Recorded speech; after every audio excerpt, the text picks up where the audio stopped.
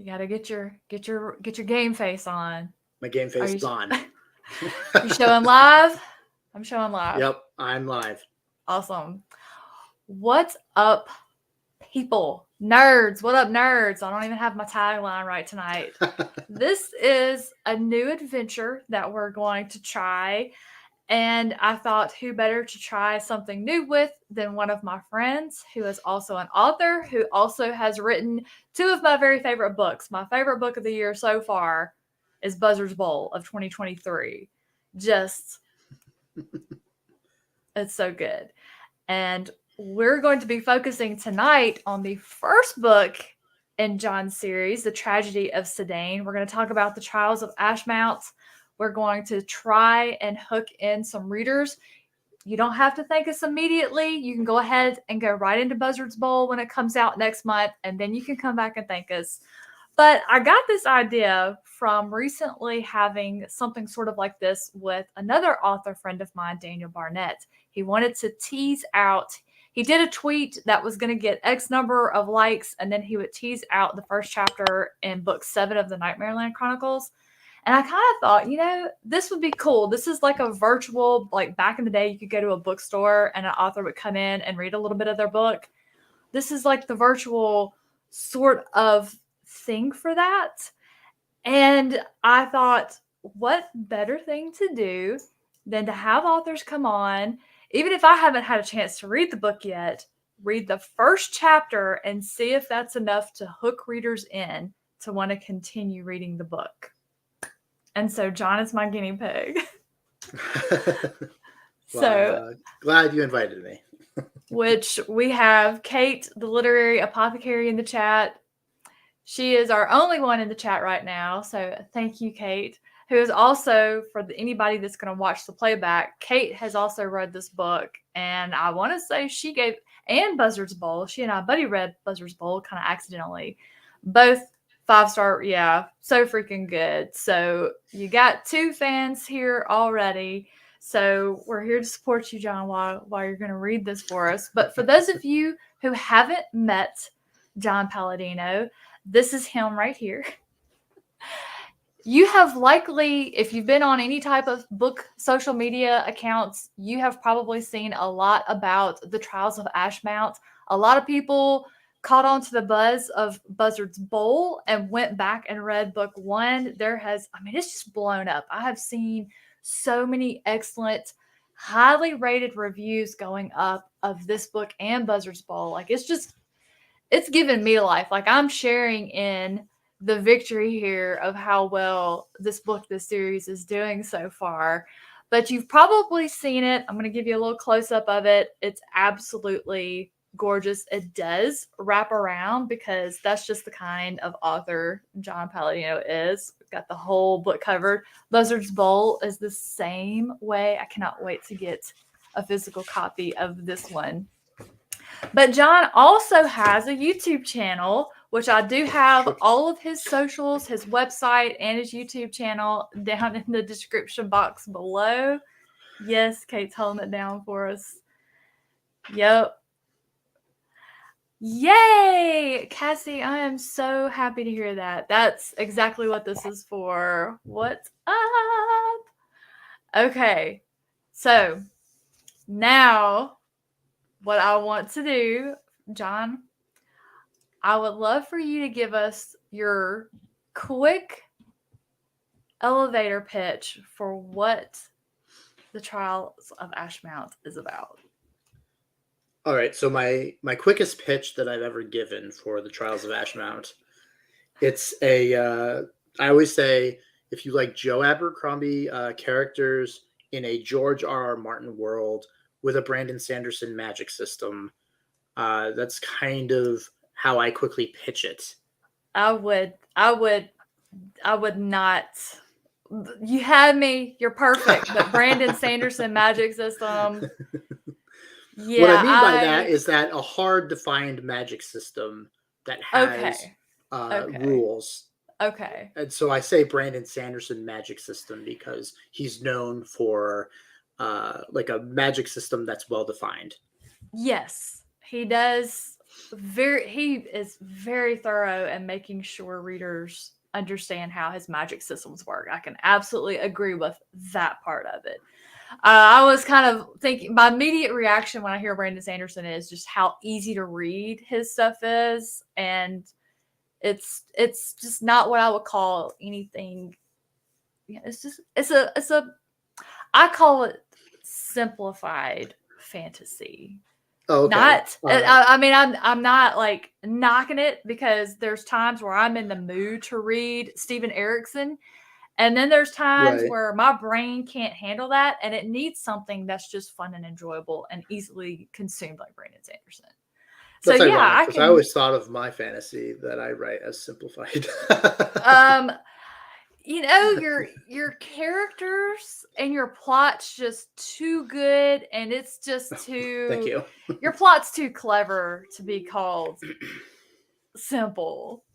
Just there's nothing Brandon Sanderson's ever written that made me want to have a war with myself as well as you. So All right. I mean, that's fair. I guess maybe the story isn't simplified, but I would say maybe the prose is, the writing style is no, pretty. it's Leslie, you're giving me better. too much credit here. I just it's too good. It's not just me. You can go on Twitter and look up this book, and you're gonna have tons of reviewers that loved this book, 5-starred this book, and if they've read Brandon Sanderson, they're not going to. No, I'm sorry. You're no. Just Okay. take that I will name take out your of your word mouth. for you. Yeah. No. So what we're gonna do is now we're gonna have some really, really good fun. And we're going to let John read the first chapter of the Trials of Ashmount. And to get to it, you do have to flip by a map. So he's following the rules of fantasy. There is a map in the book. And also, something I love, the first book in a fantasy series, I like for my cast of characters to be at the front, because I don't go looking at the back of the book until I get to the back of the book. And what you're going to notice here, the first thing I knew that I was going to love this book is the cast of characters is people who may die. And I was already laughing, going, okay, this is going to be hilarious. So we're going to just flip over here. And the first chapter is, looks like 8.5 pages. And we're going to have John read it for us. And while he's reading it, just keep in mind, take mental note of what stands out to you, what draws your attention, and see if this chapter is enough to hook you into reading this book. So, John? Okay. Before I start, I do want to put out a couple disclaimers. The first is that I suck at reading. So I will do my best. And the second, I think I just went blurry, didn't I? I apologize. Sometimes the webcam goes out of focus if I lean back too fast or something. Yeah. Anyway, and here's the hardcover without the jacket. But also in the chapter is a person who stutters. I am not super great at stuttering on command, so I am going to try to. I would just all right, here we go. Yeah, Kate, I just saw your comment about needing the hardcover. I would suggest you wait for I don't know how long, but I'm going to be getting. So I'll just show this real quick since it came up. And I like this comment. Call it workmanlike. Don't call it simple. Okay, fair. So this is the original paperback Leslie was showing. Mm-hmm. This is the spine, and then this is the back. This is the second book. This is the spine. And so this icon here, Mm-hmm. I do want to get, I'm going to have the design redone for this to match it. Gotcha. This is a really old, this is my first proof. So the back is Mhm. actually not how it really looks. It's too dark. You can't really see the back cover. It's fixed on the real version and looks awesome. But then you can see the barcode has a Mhm. cool little ship on it. So I'm hoping to Yep. get this same type of design redone on the Trials of Ashmount. So sorry I to love that. derail here, but I just, since someone mentioned it, I figured I would give the warning not to buy it yet. That's awesome. All right. Let me find the chapter. All right, Leslie. Oh, I was gonna blow you up, but it didn't work. Oh, okay. I won't put you front and center then. That's okay. All right. Are we ready? Well, Cassie has a quick question. Where's Oh. the best place to order a copy? I mean, honestly, I guess it depends on what you're looking for. If you want just a regular copy, Amazon works fine. Which, when we're done with the live and it actually goes onto YouTube, I have all of the links for where you can get this book and pre-order Buzzer's Bolt. It'll be in the description. Thank you so much, Leslie. If you want a signed copy, you can pick one up at Broken Binding. Oh, that's one I need to add. That I don't think that was live when I created this. Oh, okay. It's not, not a big deal. I'm going to make myself a note. Silverstones at some point had signed copies, but I think they're out. So I think he had 2 left last time I saw, but I think that's been a while. They're probably gone. But yeah, Broken Binding doesn't really have like a stock. They have a stack of signed book plates, and so they can keep going based on how many book plates they have, which I think I signed over 100 of them or something for them. I don't remember exactly how many, but gotcha. I'll get that link in the description box. All right. Are we going? We're ready. We're ready. Are we sure? This is not. All right, guys, bear with me. This could be painful to hear. All right, so we're going to follow a character named Eliza Corbeo, and each character is the name of the chapter. So this is 5 years ago in Andorra, Remeria. If anyone is confused, each one of the headings of my chapters does have the current location of where the character is, which you can refer to the map in the front. All right. I'm your Vanna White. Yes. You even got the blonde hair. This is great. I feel like that is a perfect move. She would have done exactly that. All right, here we go. He pissed himself. Warm urine dribbled down his thighs, a familiar sensation reminiscent of childhood memories. He tried to ignore the uncomfortable feeling. It was an embarrassing mess for a 30-year-old. He'd never felt this afraid in his entire life. Prickled skin, sweaty palms, and now sticky clothing. His knees wobbled as he crouched, quaking in the claustrophobic closet. Eliza Corbeo was trying his damnedest not to knock anything over. To his right, a precarious broom perched against the wall. He was afraid he'd bump it, causing enough noise to alert the intruders.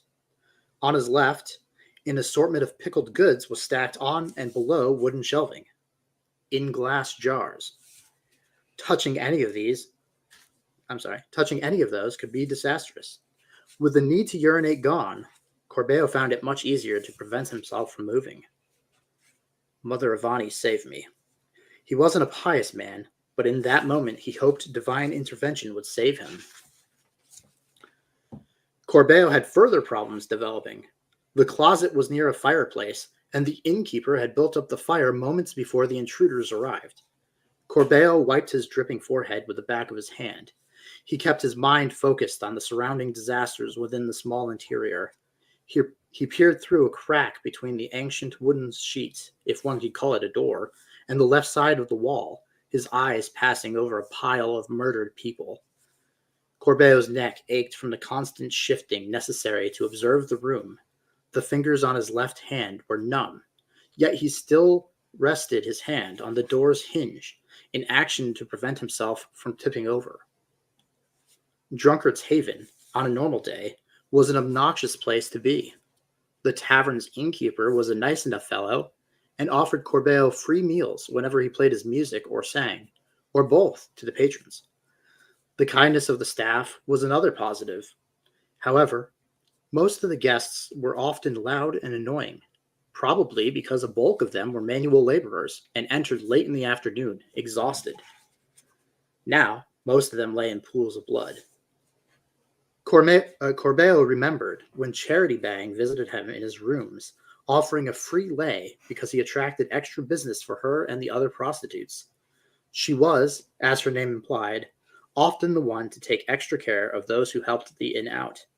From his position, he could still see her prone body. She hadn't moved in many minutes. Pretending to be dead, I hope. He didn't believe it, though. It was a rare person who survived swimming in a lake of their own blood. And he thought he'd spotted some guts, but he'd stopped looking at her. Retching would only give away his location. Pacing back and forth across the room was the first of two late-night invaders. Thin, cloaked, and walking with a limp, the man had murdered close to 20 people. His only other identifiable trait was his stutter. Corbeau didn't know anybody with a stutter, so the man was not a local. Or if he was, he wasn't a frequenter of Drunkard's Haven. He wore a loose cloak with the hood up, and it was impossible to tell anything else about him. The second man, a fellow Calrite, judging by his beige complexion, involved in this horrendous event, was bulky, with thick arms and legs, and didn't care if anybody recognized him. He sat in a chair to the left of the closet, almost out of view, leaning back on two of its legs with his muddy boots resting atop the oak table and crushing somebody's half-finished meal. Thin Man called him Caius. He was filing his fingernails with a knife that was dripping blood. Corbeau couldn't tell if the blood was from Caius's fingers or one of the two armed guards he'd killed. The rest of the civilians, all unarmed, Thin Man had dealt with, one at a time, interrogating them before using his powers to kill them. Other than Corbeau and the intruders, only one other person was still alive, the innkeeper. He was kneeling in the middle of the tavern, hands bound behind his back and tethered to his legs. He was weeping and putting up a sorry fight. Not that Corbeau could blame him, but he was sure that wasn't the right strategy in this situation. When two men waltzed into a tavern full of people and dispatched them without a thought, sobbing would not help. Thin Man stopped his pacing behind the innkeeper. The bound man tensed, shuddering and whimpering. Where is he? Thin Man's voice was a low, dull growl. The authority he wielded was frightening. Any other time, a stutter would have caused Corbeau a smirk of self-satisfied understanding that he was better than them. Not here, though, and if Corbeau came out of this alive, likely never again. The innkeeper didn't answer. He shook and cried. Thin Man reiterated the question, stammering through the W again. The purpose of his visit was to locate somebody. Corbeau couldn't remember the name. It wasn't him, so he didn't care. He couldn't help but admire Thin Man. He was impressive. To possess such talent and power over everyone while stuttering was awe-inspiring. Often, something as small as a misplaced freckle would reduce one's ability for others to accept them. A stutter? Unquestionable. And yet, Thin Man did it. Corbeau could only dream to have that sort of influence over others. Thin Man's mere presence was terrifying. I don't know who you're referring to. You've already killed everybody in here. Please let me live.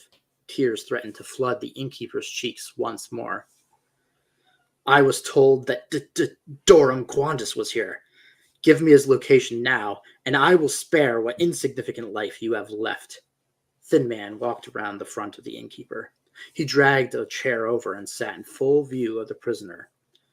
He's a tall, tanned man and has a small paunch. Might have an alias.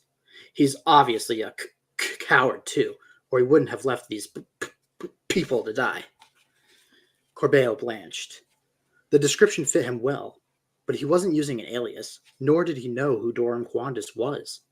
He hoped the innkeeper had not noticed where Corbeil hid during the initial attack, or Corbeil assumed he'd have informed Thin Man.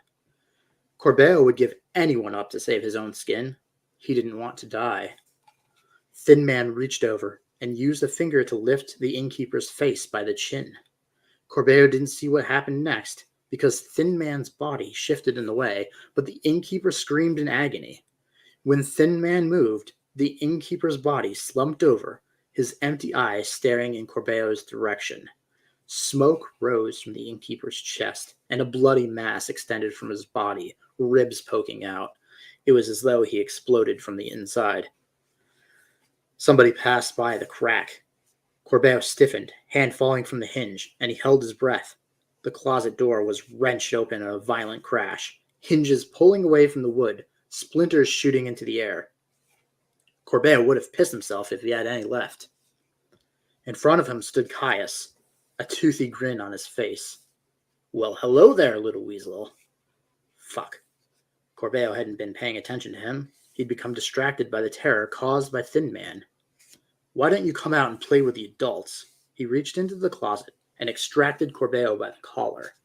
His flailing arms knocked over a stack of the glass jars, breaking them into shards that rebounded off the back of his booted ankles. Well, looks like we found you, Magicus. A Magicus? Me? The thought escaped him just as fast as it formed, because Caius threw him to the ground. Corbeil broke his fall with his elbow. Excruciating pain reverberated up his forearm, and tears gathered in his eyes. Things were only going to become worse. We've been traveling all over Sedain looking for you, Squirt. Caius loomed above him, filing his nails again with a bloody knife. I don't understand who you are, or why you think I'm who you're looking for. If you let me go, I have money. I come from a family of... Corbeil stopped himself. He knew it didn't matter. They weren't looking for money. It's been so long he doesn't recognize me, Caius. Thin Man limped forward, lowering his hood. Half his face was a marred, burned mess, the other half reminiscent of a Romarian, slightly tanner than a Calrite. Yes, you remember now, don't you? You crippled me, and you will pay dearly. I don't know who you are. Leave me alone. Corbeil let the tears fall. The end was near. Caius laughed. Sorry, Dorum. My friend's been waiting for this moment for 15 years. This ain't gonna be fast. Corbeil took another look at Caius. Something's familiar about his face. Despite the lengthy period in which we have tracked you down and the extent of my physical changes, Thin Man gestured at his scarred face and then his bent legs before returning to gaze at Corbeil with disgust and hatred. I think you enjoyed this much more when our roles were reversed. Corbeil had no clue what he was talking about.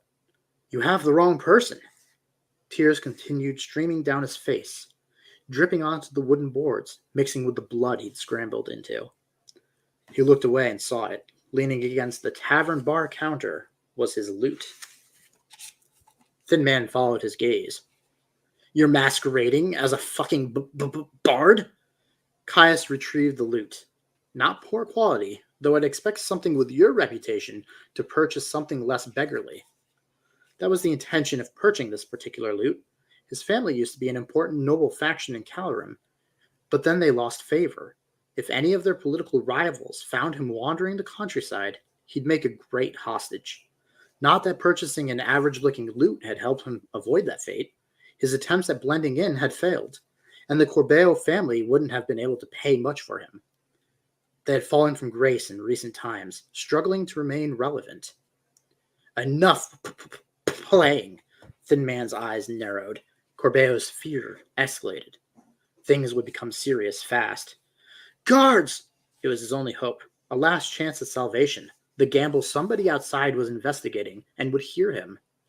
Thin Man and Caius laughed. He supposed he would too in their situation. Instead, he sobbed, wishing that he could just retreat to his family, back to the wealth he'd originated from. Whistling, Caius strode to them, swinging the lute around the tavern like a walking stick. He looked down at Corbeil and took a deep breath, a hint of recognition flashing in his eyes, followed by surprise. "Please," Corbeil said, raising his hands. "Don't do this." The expression disappeared, and Caius lifted the lute above his shoulders like a mallet.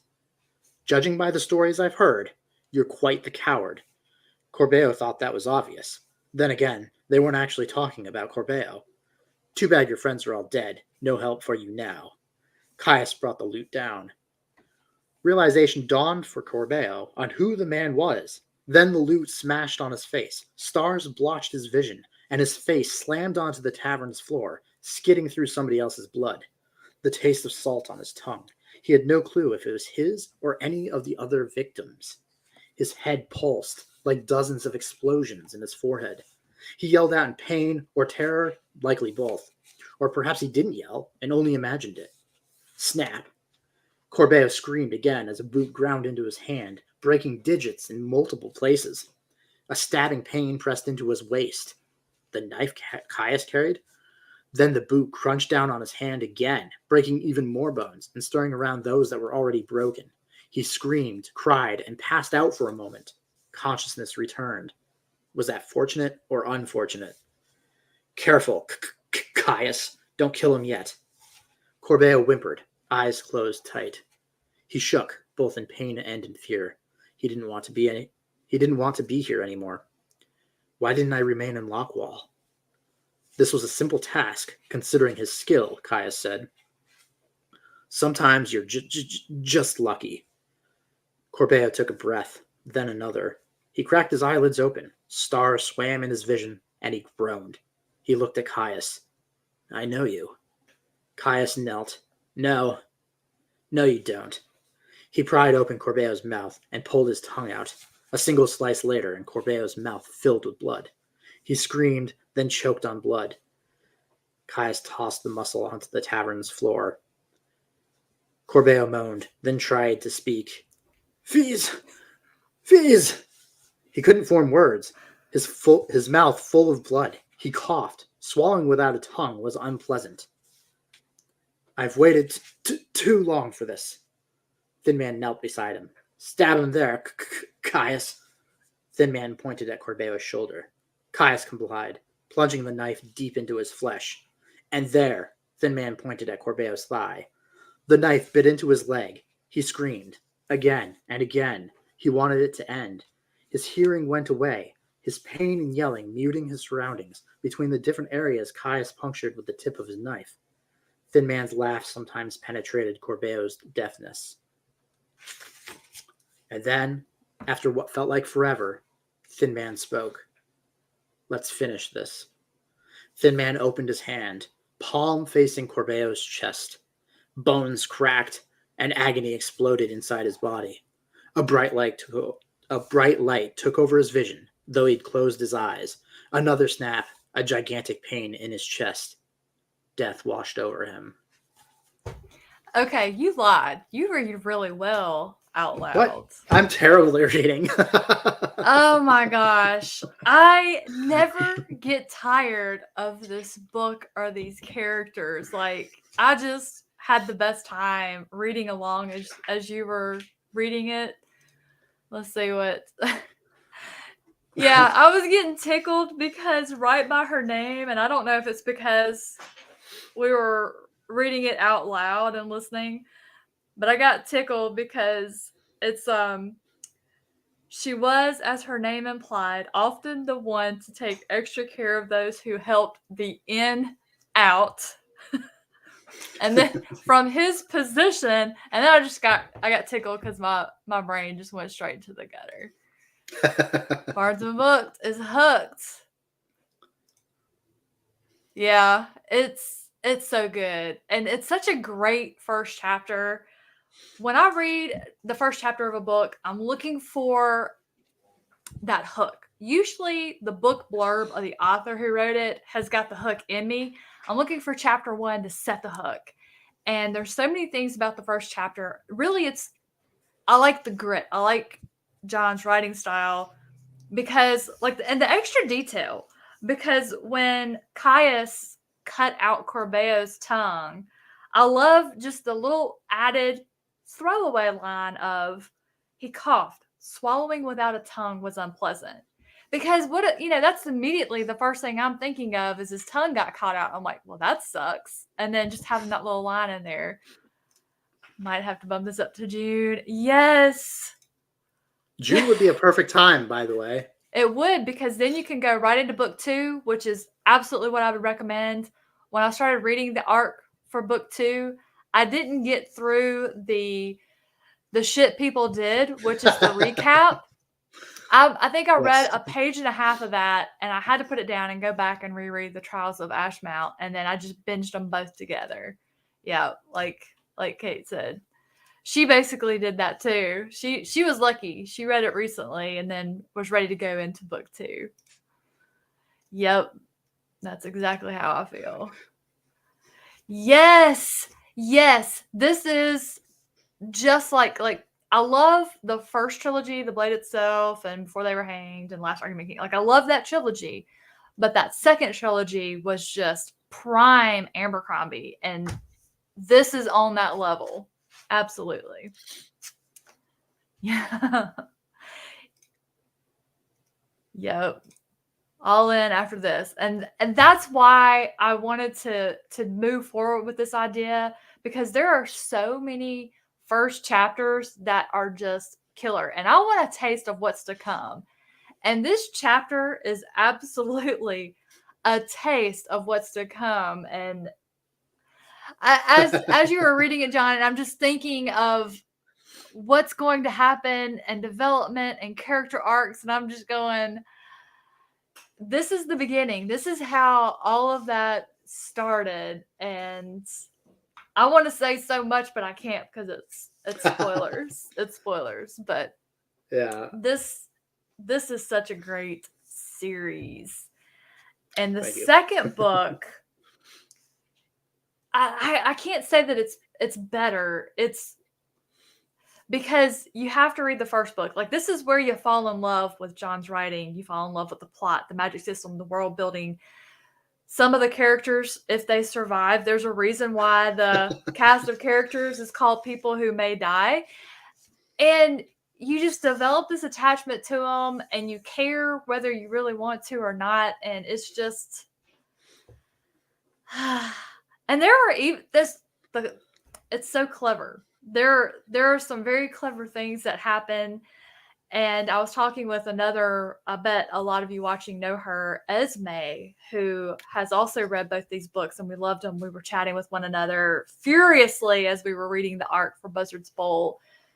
And we both thought, okay, John did something too early on this. And then we get to it, and we're like, oh, that's actually kind of perfect.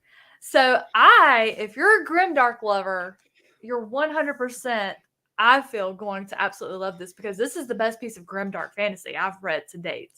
That's over Joe Abercrombie. Wow.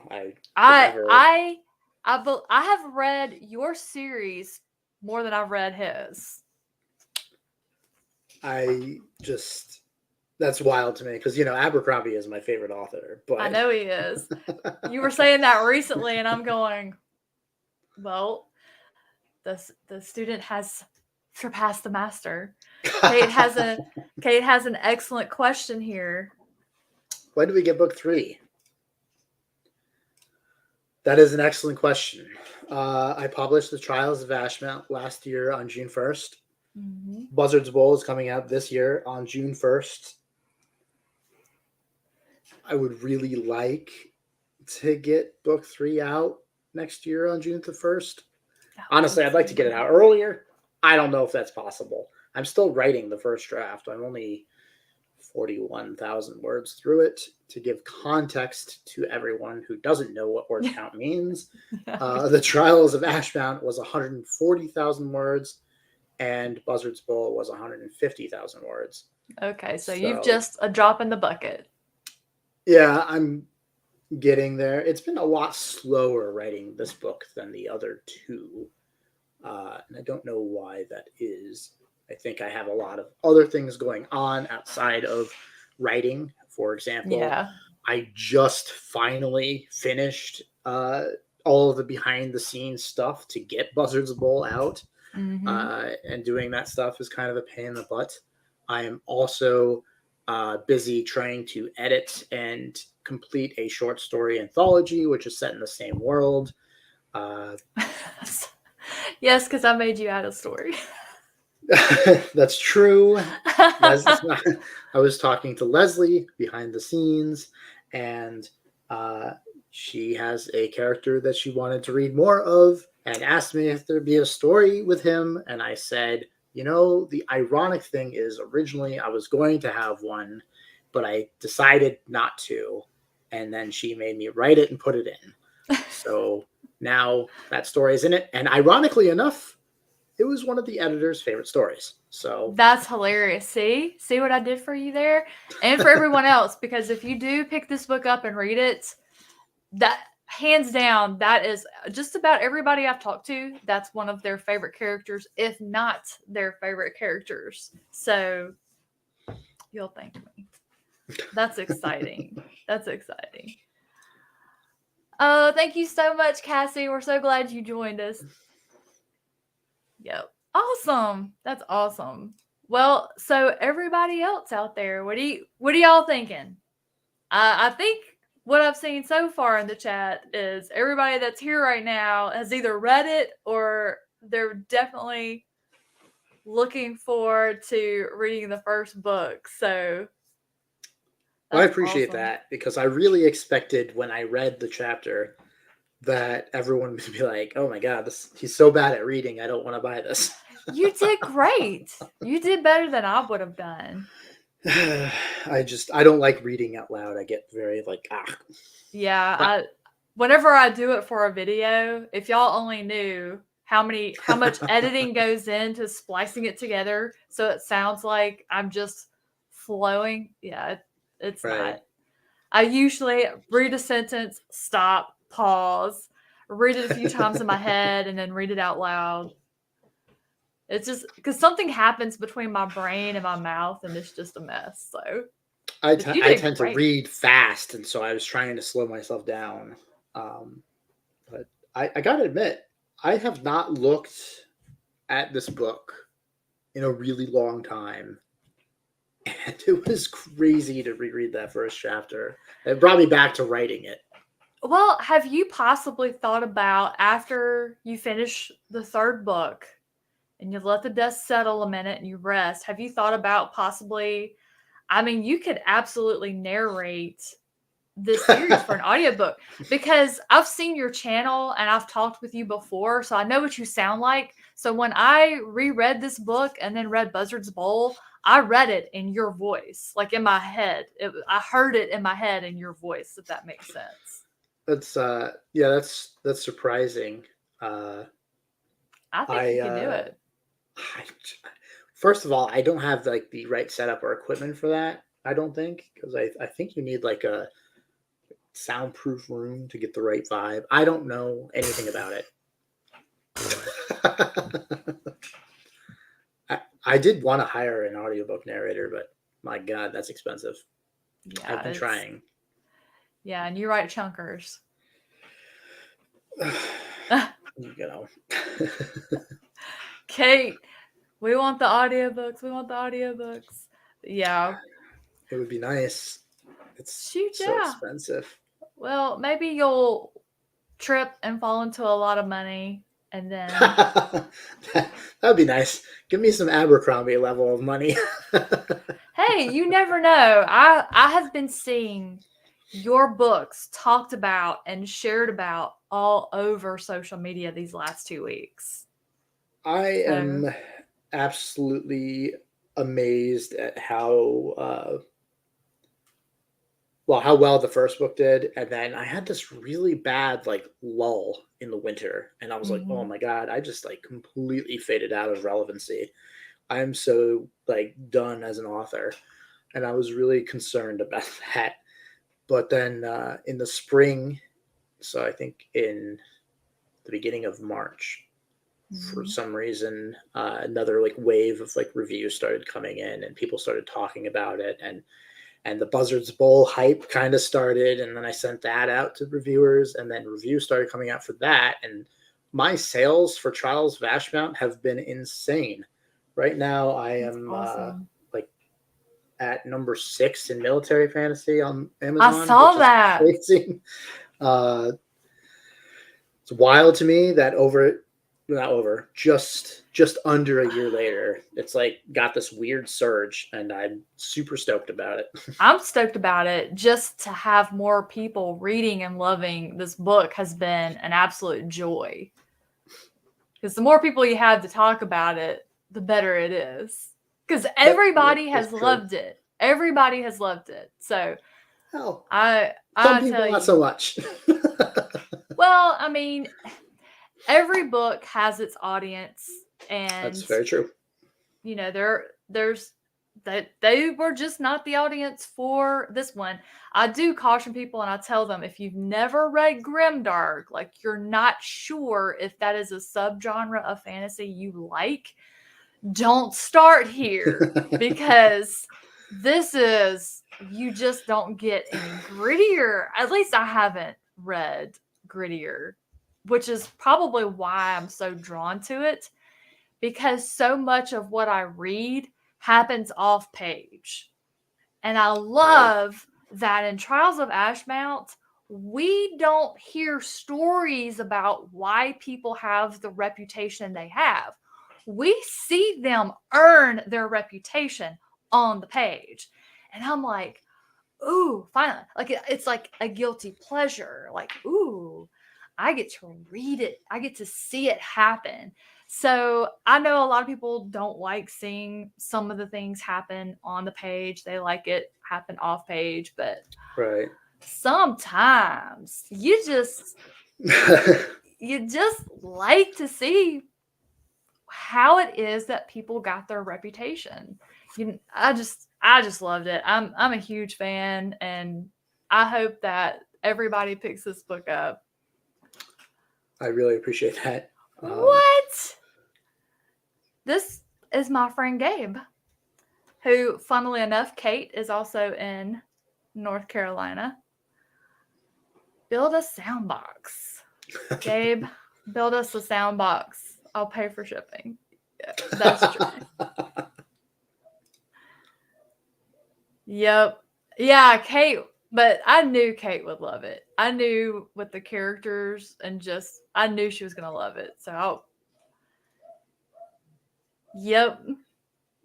Thank you. Gotcha. So, well, guys, we are going to wrap it up here. We don't want to take too long. We don't want to lose anybody's interest. The important part is chapter 1 is in this for anyone to just come and take a listen to, see if it's something they would enjoy. I personally will buy a book so many times hearing an author read it with their inflection and emotion in the right places. So, John, thank you so much for coming on and taking part in this harebrained idea that I came up with. I don't mind being a guinea pig, Well, and so far it was a great success.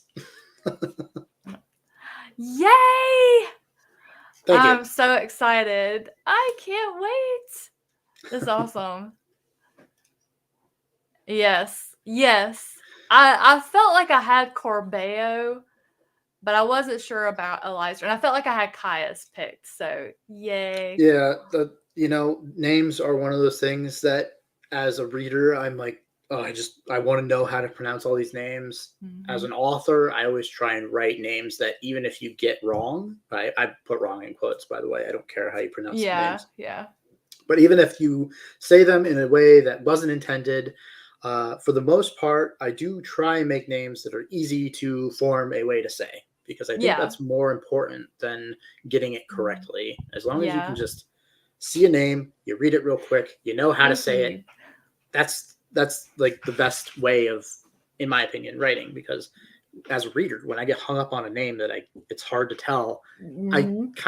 I get taken out. Yes, absolutely. I DNF'd Martha Wells' Witch King, and that was one of the reasons. All of the characters and the places that they were going had extremely complex names that my brain just kept. It was happening so often. My brain was just. It was just unable to compute. It was just like. Yeah, And I was I like, can't. yeah, I don't. If I like look inside a book and I see that, I'm like, okay, yeah. I'm not buying this. Well, it was an arc, so I was like, oh, because the synopsis used the nickname, just called him Kai, and I'm like, hey, I like that name. Of So yeah, I course. got bait and switch, but yeah, Yeah, that well, sucks. thank you again, John, and thank you everybody that is in the chat with us. Thank you for those of you who may be watching the playback later. You'll have to leave a comment and let me know if you're going to say yes to the book, if you're going to read it. And my DMs are wide open. I can't remember if I put my contact info in this description box or not. It's in all the videos. I'm the nerdy narrative everywhere. If you want somebody to just chat with, I am your girl. I will be that person for you. I will happily be that person for you. You can just probably say the chapter or the name, and I'm going to know what you're referencing. And I will absolutely love that. So, absolutely message away. I would love to chat with you about it. And y'all out there, John, everybody, y'all have a fantastic rest of your night, and we'll catch y'all in the next one. Bye.